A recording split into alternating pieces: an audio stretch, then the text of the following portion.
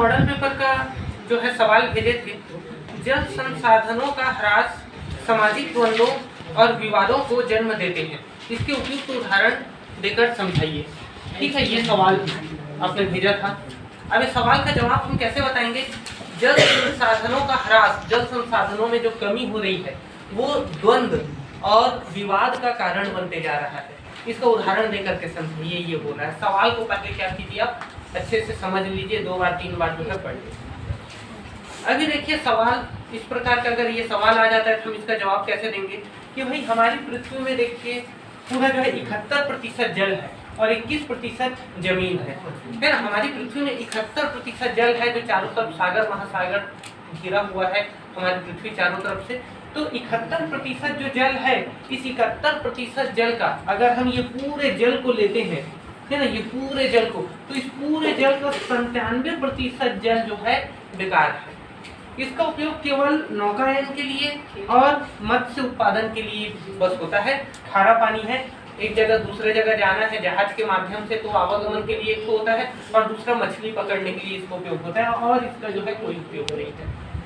जो बच गया है 3% जल, यही 3% जल जो है पेय जल है, जो कि नदियों में, तालाबों में, झील झरनों में जो है पाया जाता है ना। मतलब आज हम मानव जाति आज जो है जीवित है वो इसी 3% जल के कारण जीवित है। और ये 3% जो जल है ये पूरी पृथ्वी में समान रूप से नहीं फैला है ना। जलवायु और मौसम के हिसाब से, वहाँ की स्थिति के हिसाब से कहीं ज़्यादा पानी है तो कहीं पर कम पानी है, और इसी कारण जो है सभी जगह जल के लिए जो है विवाद बढ़ते जा रहा है। कई जगह आपको सुनने के लिए भी मिलेगा कि अगला जो विश्व युद्ध होगा वो जल के लिए होगा, ऐसा टाइप से भी कई बार जो है बोलते हैं, क्योंकि जल है तो जीवन है।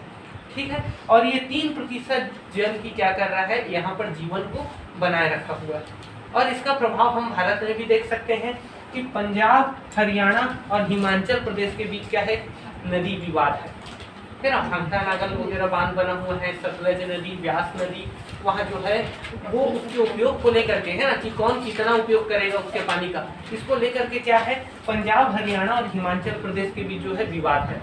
दूसरा विवाद का उदाहरण हमें कहाँ देखने को मिलता है, महाराष्ट्र, मध्य प्रदेश और गुजरात में।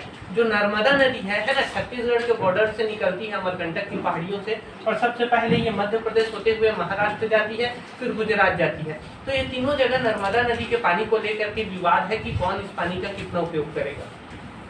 तीसरा बात आता है हमारा केरल, कर्नाटक और तमिलनाडु। कावेरी नदी है, और कावेरी नदी के जल को लेकर के जो है यहाँ पर दक्षिण भारत में भी हमको जो है विवाद देखने को मिलता है। वैसे ही अगर आप देखेंगे तो महानदी के जल को भी लेकर के उड़ीसा और छत्तीसगढ़ के बीच में विवाद जो है देखते हैं हम लोग। तो हर राज्य में, है ना, देखो अब ये तो हो गया हमारे राज्य का बात, है ना। देश की अगर बात करें तो सिंधु नदी जल विवाद भी भारत और पाकिस्तान के बीच चला है ना, कि पाकिस्तान कितने पानी का उपयोग करेगा, भारत कितने पानी का उपयोग करेगा। तो भारत ने अपनी उदारता को दिखाते हुए सिंधु नदी के पानी का जो है उपयोग नहीं करता था वो, लेकिन जैसे कि पाकिस्तान का रवैया को देखते हुए भारत क्या कर रहा है, अपने क्षेत्र में जो पानी उसको अधिकार मिला है उस पानी का भी उपयोग कर रहा है।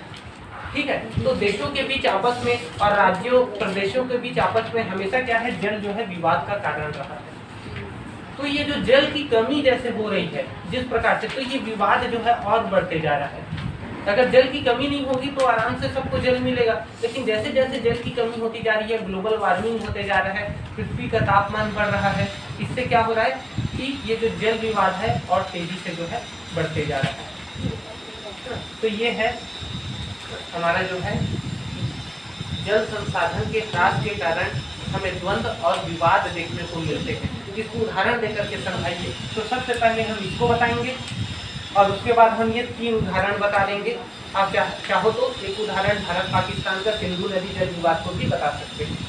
ठीक है, ये छोटा सा उत्तर है।